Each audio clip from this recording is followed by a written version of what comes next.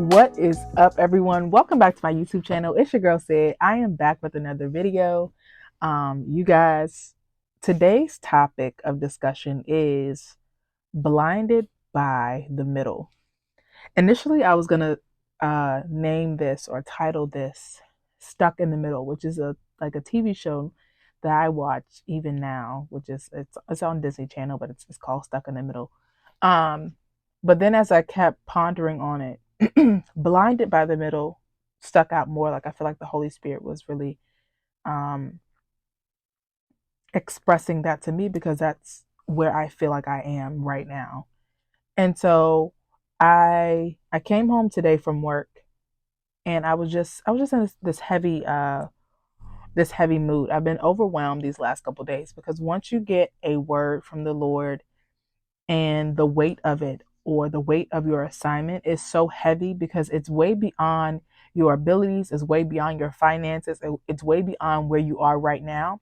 So it becomes overwhelming. So I found myself when I am overwhelmed, I try to escape. And my way of escape is scrolling and watching TikTok or just on social media, just trying to take my mind off of all that I feel like the Lord is calling me to do in this season. And I do that from time to time to just try to escape and get my mind to calm down because my mind is like going a mile a minute. Okay, I'm like, Lord, you said this. I need to be doing this. And then I can overwhelm myself when God didn't call me to be so overwhelmed. Um, so blinded by the middle, basically for me, it means that we allow our problems to step in front of our eyesight and block the promise. The promise is still there, but the problems are clouding our vision, it's clouding our judgment, it's clouding our actions and how we believe. Like I didn't even like I had a hard time even getting into prayer, getting into my Bible, getting into my word today because I was so bogged down by like, Lord, okay, you gave me this. And I'm just like, I don't know what to do. I don't know where to go. But it's not our responsibility to know where to go, but just trust that we're being led, even when it seems like all the doors are shutting in our faces, even when it looks like it's the total opposite of what the Lord has said. Um, and so I have been in the book of Ecclesiastes these last couple weeks or this last week and just really studying and trying to get an understanding of where I believe Solomon wrote that book. Just trying to get a clear understanding where Solomon was coming from. And I was studying before or looking through the chapters before I hit record to see. Um, so I was studying the book, reading a few chapters that stood out to me that I wanted to touch on. And I was reading through it, and most of the book of Ecclesiastes, he's going through that all of the things that we toil for, all of the things that we are stressed about, he said they are all meaningless. He said the wise and the fools have the same fate. We all have to come to this realization that one day we will not live on this earth anymore. We will pass away. And he said that the things that we toil for, it can be so meaningless that we get so caught up in the wrong thing. And I believe that's what the book of Ecclesiastes was trying to portray, that sometimes we get so caught up in the doing of this life and just trying to be where we want to be. Like it was one verse, I believe in chapter 7, where he talked about a man he was all alone and he had no children, no brothers, no siblings, and it was just him. But he worked so hard for all of these things in his life, and at the end of the life, at the end, or just looking back in hindsight, looking over his life, he said, "I toiled all of this for what?"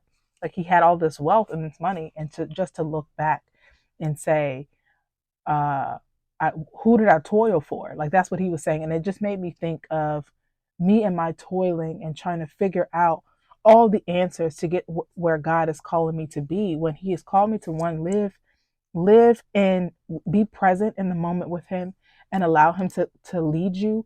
But when you're not trusting God, that's when you get these overwhelming feelings. That's when you start to feel as though God is not answering you. You feel like God is not there because you're operating.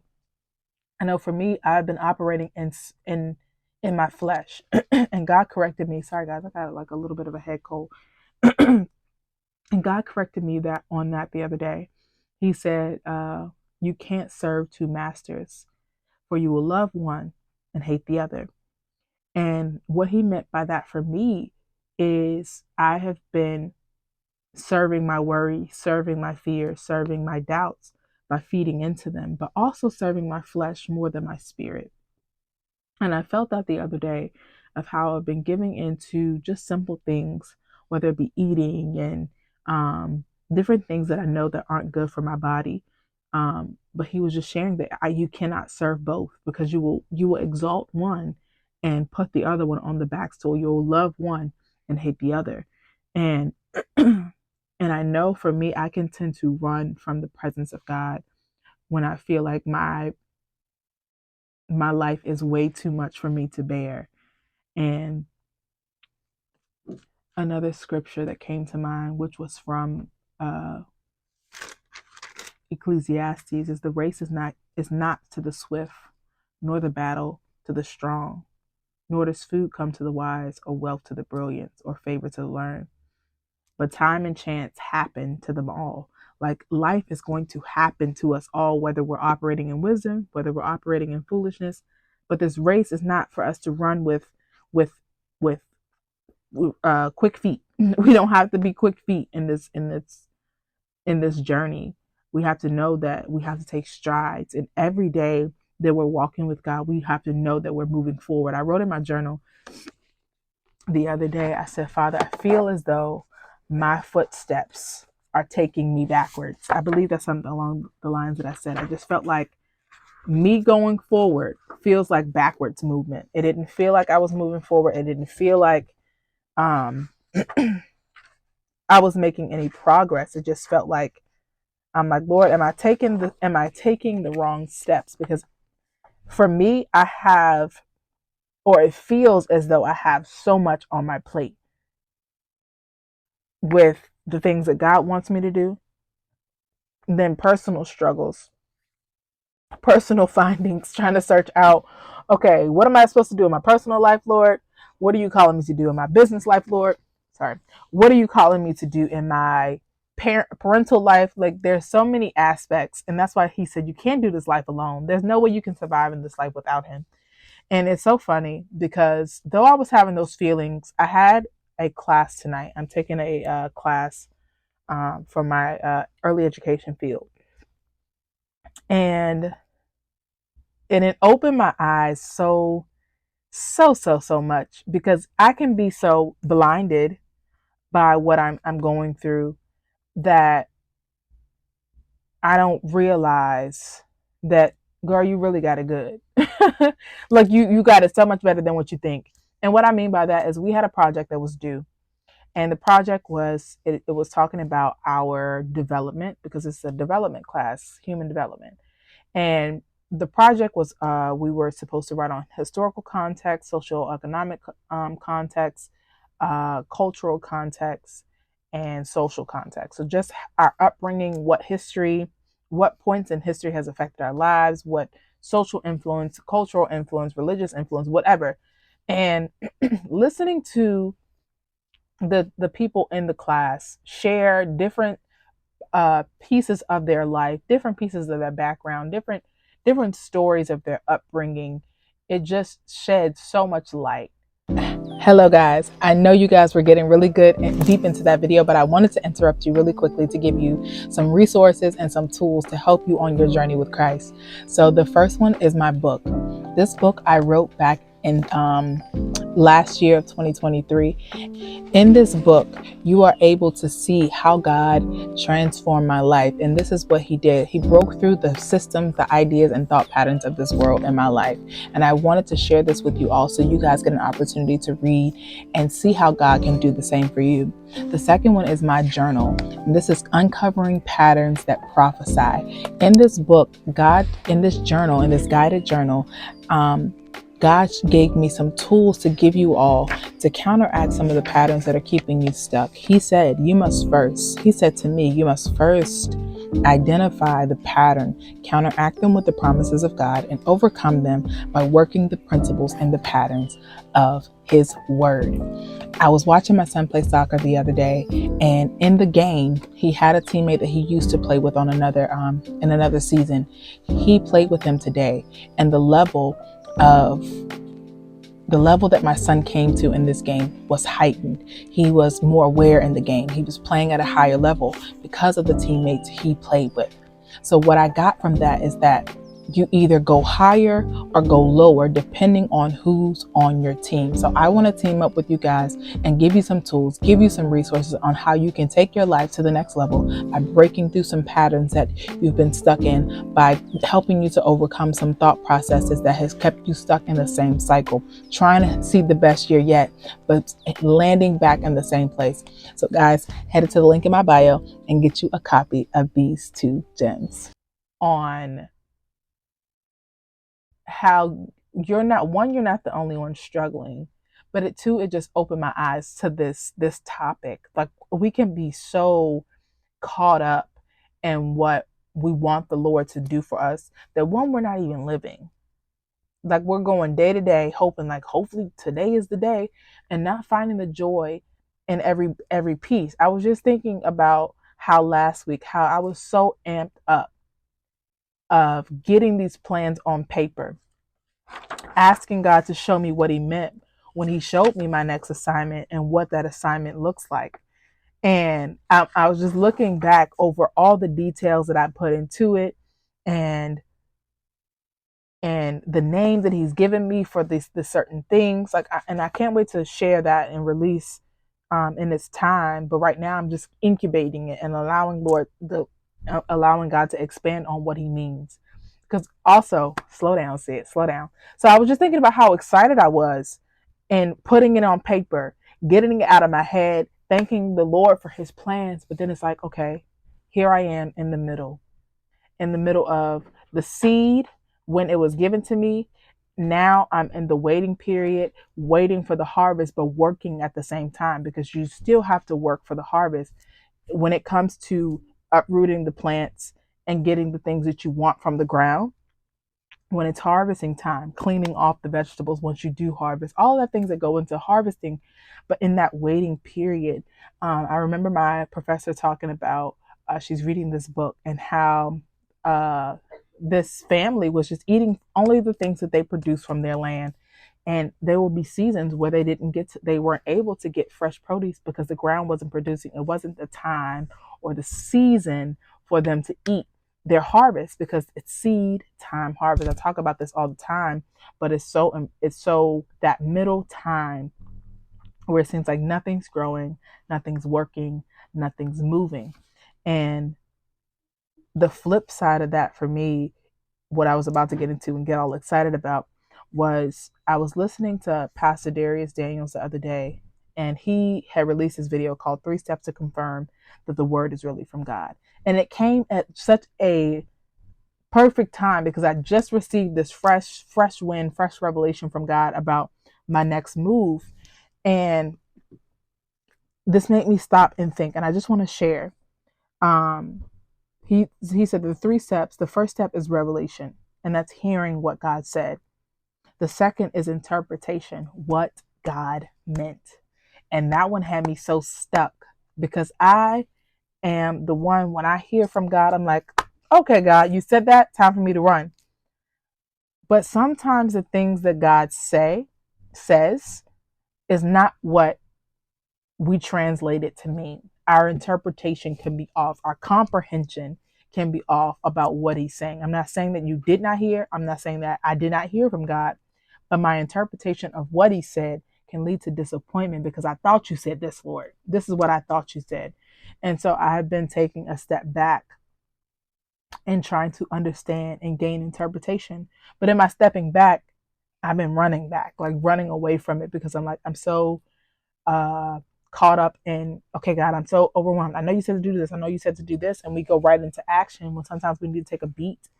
And I'm speaking to myself, take a beat in this middle where God is showing us and revealing things to us that are going to be for the future tense. So now I'm starting to ask questions like, God, okay, is this a now? Is this a right now word? Is this a later word? Is this something that is in the works? Is this something that you are revealing to me to do? Like, is this something that I need to act on now? Like, I'm starting to ask the proper questions instead of just doing it and being overwhelmed when I feel like, okay, this is too much for me to handle in my own strength because I'm trying to do it in my own strength. I hope that makes sense. And then the third is application. What is the wisest way to do this? When you're trying to do it by yourself, sometimes you're not operating out of wisdom. You're operating off pure adrenaline and excitement. And sometimes that's good. And you will get some places operating off adrenaline and excitement. But there are some times where we have to use wisdom. So we're not going back and have to rework the foundation of something that God wanted to lay, a firm foundation, a steady foundation. But in our rush to get this thing out, the firm foundation was not laid. So this was such a key tool for me to really ask the right questions to the Lord, because it is our job to seek the Father on everything. And today I chose not to. I was like, Lord, I just need to escape. But seeing and hearing my the people in my class share, and then God revealing this blinded by the middle be so like just right in my face. Like, I love when God does these things where he's just like, hello, like, open your eyes and let me show you that you are allowing your problems to literally, like, this is what it looks like. Your problems are here, but your promise is still here. Like, we forget because we have to lift this veil of the problems that the enemy like wants us to be so focused on. And I made a video on my TikTok page kind of talking about that, how we allow the problems or what we magnify in our lives become bigger. And I know we've heard that truth before. What we allow to cloud our minds, what we allow to bombard our minds, is what causes us to be blinded in this stage between getting a word from God, working that word, figuring out what that word means, applying that word in the wisest way to get to the harvest. But my I urge you guys to not rush to get to the harvest, that you won't that when you get there, it's not what you thought it was, or you're not so satisfied with it, because we have to become the person. Ultimately, we need to become the person who can subdue the blessing, who can handle it emotionally, and who can also enjoy it. Because it's one thing to get to the promise and then not enjoy it. There's this tree that Myron Golden, this tree has been so key to um to just a lot of the things that make sense to me. I'm a visual learner, but I'm also an audible learner. I am just so, I love learning the things that I love to learn. I'll say that. And I'll get to that in a second. Hold on, because I just thought about that. Um, but this tree here, if you can see, is be, do, have. And this is the tree that Myron Golden teaches on from Genesis chapter 1. And it's talking about, you see how the be is in the roots, it's in the darkest place, it's in what people don't see. You have to become in order to do, in order to have. And that's what he's a lot of his teachings are on that. We want to get to the have part so bad. We want to be in this harvest place. And we get trapped in the do because we're like, what are we supposed to do? But if we're not becoming, if we're not allowing seasons to transform us, what we do in the middle will affect what we have. And I'm learning that. I'm learning that the middle part is important, but really it's the underground work. It's those roots. It's the dark, dirty, moist place, uncomfortable place where you become that dictates what we do in the middle, between the roots of the thing, between the stem, and between the harvest, the produce, the things that we are to see from who we become. What we do will ultimately determine what we have. And so this is that B part is so important, because it'll determine what we do in the middle. It will determine who one we become and the actions that we will take as a result of who we are becoming. We can't skip steps. We can't skip steps. We can't be so blinded in the middle that we run away from becoming, then we ultimately run away from being, and then having what we will have is rotten fruit, fruit that doesn't look good, fruit that we really don't desire. And it just made me think of, I thought taking this course that I'm taking, and I believe I said this in another video, was so opposite of what I thought the Lord was doing in my life, or why I thought the Lord was taking me, because I'm like, Lord, this is total left. I'd rather be taking another course that I feel like is more in alignment with, like, who am I to say, am I my creator? Like, how do I know if it's in alignment or not? Besides, if I am in tune with the spirit, right? Because the spirit reveals all things. But I'm like, Lord, I don't feel like this taking this course is in alignment with what I'm trying to do or the direction I'm heading. Like, I'm trying to leave this field, but I feel like I'm being, I'm still being pulled into it by taking this course, But God has a funny way of showing you that everything in your story matters. Every part, every situation, every moment matters in your story, because I'm even learning things in this human development course, which I've taken one of these courses before, but it's such a great reminder at the same time of how all things work together, from your past to your present till now, the things that we do, the things that we become, the things that we say. And so I just want to encourage you to not be so blinded by the middle part of your journey, because it's so easy to be caught up in, man, I should be having by now. But are you being? Are you doing? And are you asking God, is that what you really meant? Am I hearing you correctly?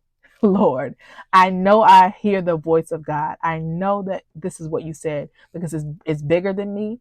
It's something that I know can only be from the Lord, because I'm testing it with your word. Like, this sounds like a God-sized idea. But did I hear you correctly? Am I interpreting what you said the right way? And then ask him to remove the veil. Lord, pull back the veil over my eyes that is causing me to be paralyzed by the middle. Because I was going to name this also paralyzed by the middle, because sometimes we can get so stuck. And it makes me think about the children of Israel. That season of their life was supposed to only last 11 days, and it lasted 40 years because they got stuck in the middle, because they did not see God the way that they thought. They did not see God the way he intended them to see him. They kept hearing hearing the word of God, hearing God through Moses speak to the children of Israel. But because they were so stuck and blinded by what was going on in the middle, they felt like, okay, Lord, we don't have food. It was better for us to stay where we were, because at least in Egypt, we may have been getting beaten, we may have been getting treated unfairly, but we had, as some people say, no, I'm not even gonna say that. That is real. Anyway, but we were guaranteed food.